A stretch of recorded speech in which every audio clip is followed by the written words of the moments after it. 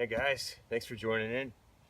This is week 4 for me of my winter camping. There's not a lot of snow on the ground this week. The temperatures have been cycling up and down, as I'm sure most of you have been experiencing. But yeah, it looks like some interesting weather this evening. It's supposed to drop, high winds, either rain or snow, so should be interesting. I'm gonna get my camp set up and then go for a hike if I get everything lined up. But what I've got here today is it's pretty cool. These are my Plash Palaktas. I've got wrapped around my bedding, a couple wool blankets. I've got 2 Palaktas here, and it's strapped to the back of what is a USGI pack frame from World War II.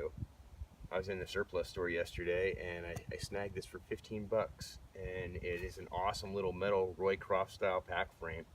I just cinched a couple ALICE straps up to the top and around the sides here. It's got a little canvas kidney belt that keeps the frame from touching your body, and it rides pretty well, and it worked really well when combined with this LBE setup. Just it's an ALICE set of Y suspenders on a duty belt, and I've got a Polish bread bag attached to it. So the bread bag rode down on my hip today without any added stress to my neck or shoulders, and then all of my main kit was right here on my back in the frame. So it's pretty cool setup. Didn't take a whole lot of time to put together. Literally just 2 cinch straps, these black straps right here, and I've got my axe placed in along the side. So this is all my bedding, my shelter, and I've also got my greatcoat rolled up inside. I'm carrying my single shot 12 gauge today. It's a New England Firearms that I've tacked out a little bit. I did a survivor stock and front stock on it. I've got a Bushnell red dot. These are pretty cool. You're thinking, why put a red dot on a 12 gauge? Well, I'll tell you. If you guys are familiar with gun adapters, they're pretty sweet. It lets you shoot a whole wide variety of different rounds out of your 12 gauge or your 20 gauge or 410, depending on what you're using. But I've got a 22 long rifle adapter that's 8 inches long and rifled, and it's all dialed in with the red dot. I can, hit a quarter at like 50 yards over and over with this thing, with the 22. So it's pretty cool, and it makes an excellent little brush gun. I'm on my family's farm today, and this is basically the woods that I grew up in. So we're gonna get camp set up. Hopefully we can get some footage before the weather turns.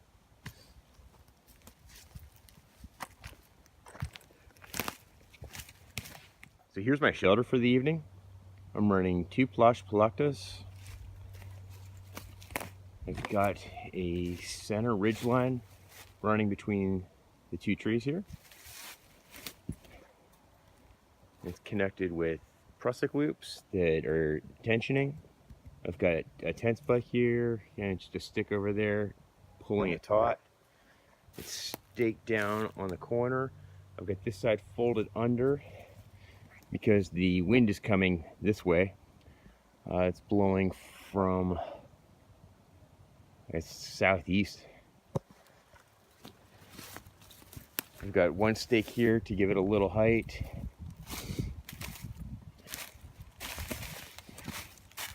And then underneath,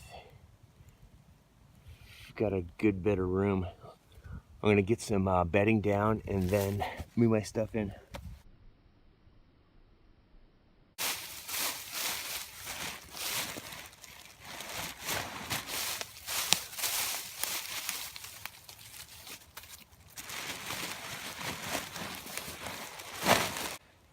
So here's a better look at the frame. I believe this is a USGI World War II mountain ruck frame. I believe that's what it was called. I've just got a pair of ALICE straps attached to the top. What I do to improve the carrying is I'll attach one and loop it around, and then I'll loop the other one around and through the initial loop. And what that does is bind them together so your shoulders aren't spreading out and making it an awkward carry. So it rode really well. The weight sat right on my hips, and it's pretty light. It was lighter than carrying a backpack. So yeah, I was just trying to cut down on extra weight, and I almost grabbed my ALICE pack and I held it in my hand. It might have had a couple things in it, but it was about 4 or 5 pounds. So, you know, this is maybe a pound. So yeah, and I grabbed it for 15 bucks. So pretty cool. USGI Mountain Ruck. Modern Roycroft frame.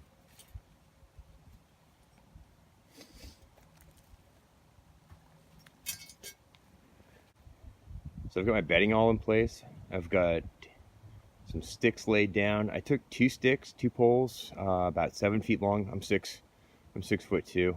I took 2 poles 7 feet long, laid them out so they're a little bit wider, a couple inches wider than my shoulders, and then I laid some cross pieces on top.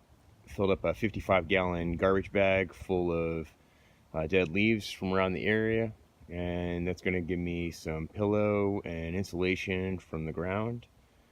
And then I've got a military wool blanket on top of all of that. It's just a small one. I've got it folded in half for a little extra padding and insulation. And then I've got my greatcoat and a second wool blanket.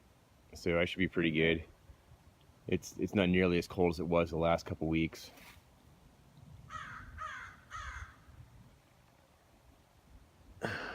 Crows keep doing flybys. Here's my front yard for the evening.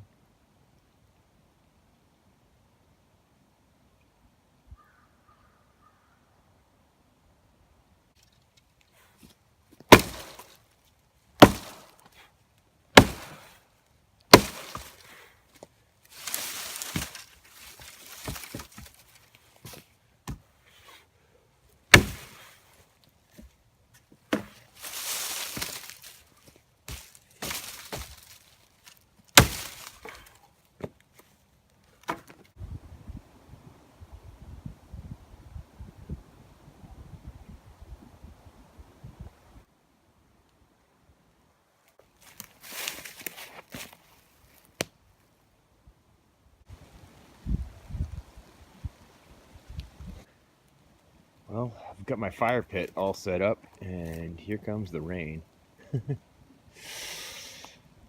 This will be interesting. I got a little bit of wood cut. I got some stashed here underneath the pine tree, and then I've got some stashed up underneath my shelter with a good bit of kindling and smalls to feed the fire. Should be a good night.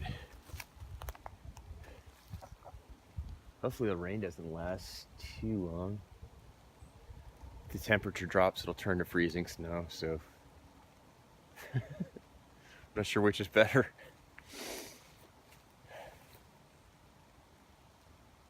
So real quick, I just want to say thank you to everybody that has joined this channel recently. Like, this has been really cool. I'm really enjoying making these videos, and I'm glad people are digging it. So, you know, thanks for hanging out. Really appreciate you guys. So you can see I've got my bedding staged over on this side, and then I've got the kindling over on the other side next to the fire pit. So whenever this blows off, I'll get my fire going. If it blows off. If not, we'll just deal with it.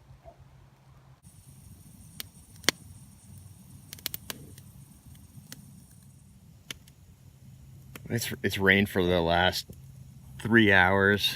I've had my wood tucked up underneath my shelter, and yeah, I just got a fire going. Everything is soaked outside. I just checked the outside of the the shelter, and there's a little bit of water sitting up on top. I had to adjust one of my poles, but when I did that, it gave me a pretty good idea about what I want to do with this in the future. So yeah, that was exciting. I've heard a few coyotes too. It sounded like just one, but where there's one, there's usually more. It's time to feed the fire. So you guys aren't going to be able to see this right now, but the inside of the Palaktas are totally dry. There's quite a bit of water sitting on top of them that side. I mean, it's like sticking to the fabric, but inside it's dry. Pretty cool.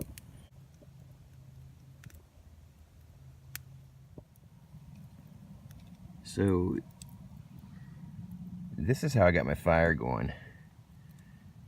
This is just cotton balls dipped in some old salve that my mom actually had in her medicine cabinet, that was turpentine and petroleum based. So it worked better than just plain Vaseline. The turpentine was quite the accelerant, and the petroleum is fuel, so it burns. It was super easy to get fire going, even with all this wet wood. All right, guys, it's 4 a.m. once again. The rain is come and gone. The wind, it just picked up. It was really blowing. My fire had gone down, but I just got it built back up pretty good. But yeah, when I went out to put some more wood on, the trees were really moving. It was nuts. So I totally modified my tent once again. My ridge line had sagged a little bit. The paracord stretches. So when I went out and pulled that up, I basically just drove in another post. It's kind of what I was going for, and I'm pretty excited with it, because now it's just one ridge line and two posts, one on each side, just to give it a little bit of height, and then it's staked down on the four corners.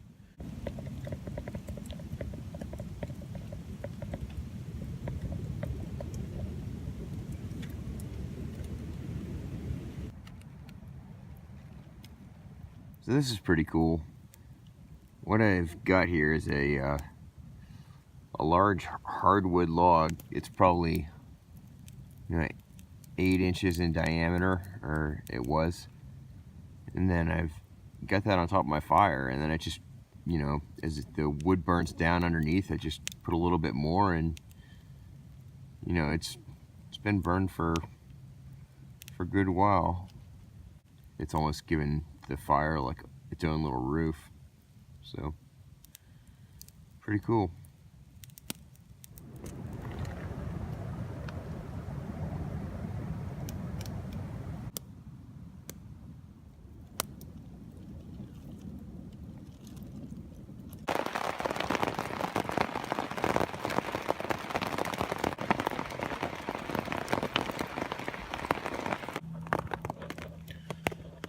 Well, good morning. It's about 7:30, 8 a.m. It's been raining for the last 2 hours, and I guess we got started again. But yeah, the tarps have been holding up. There's no water dropping down, nothing. And they're soaked on the outside, so very cool. So here's 2 of those cotton balls dipped in the salve. It's turpentine and petroleum based, and it's real old. It's been in my parents' medicine cabinet since I was a kid. I think my grandparents had it. So check this out. It definitely responds better to open flame than spark or even these coals, but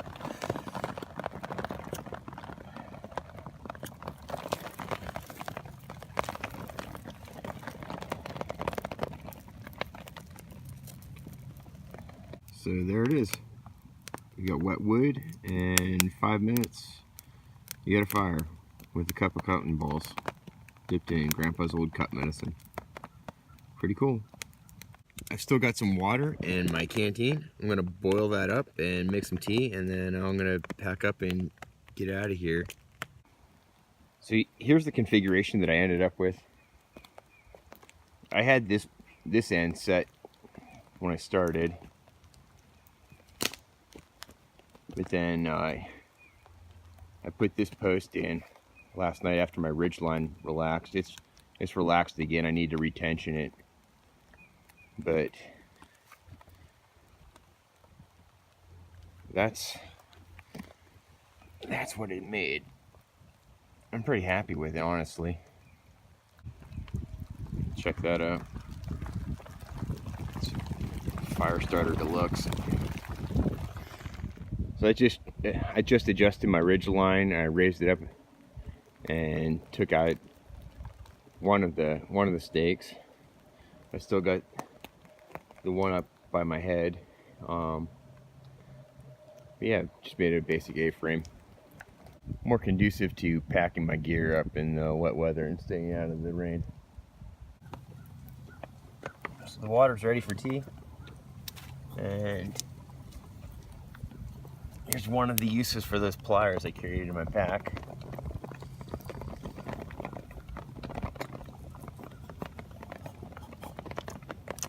Just like that.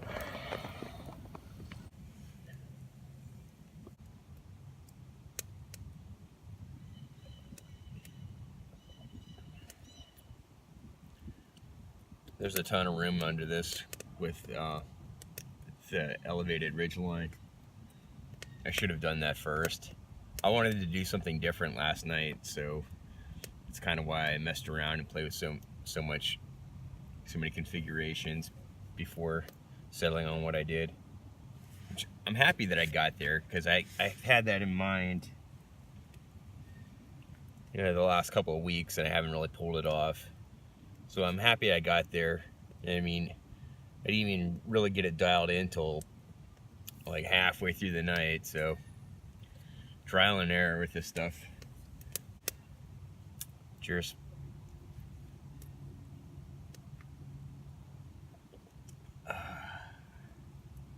Chamomile.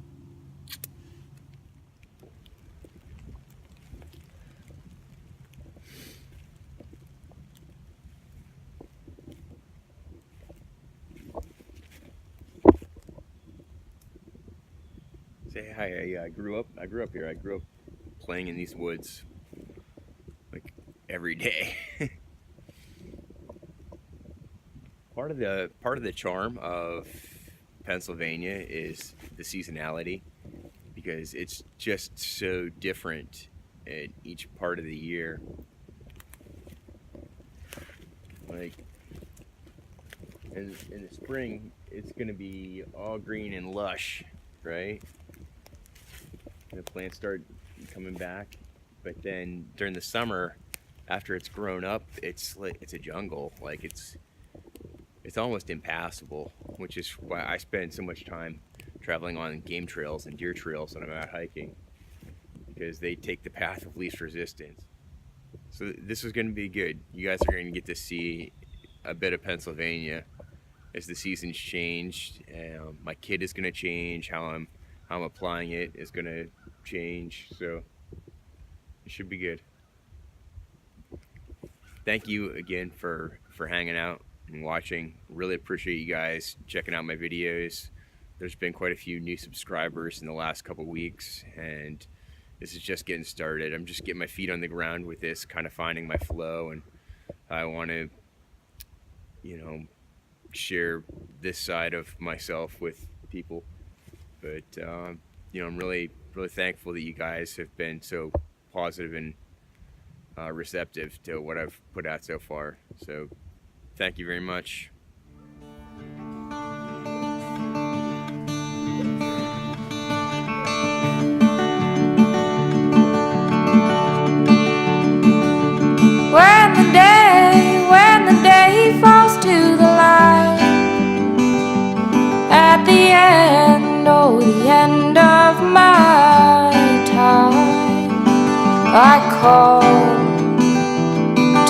dark, take the bones off my back,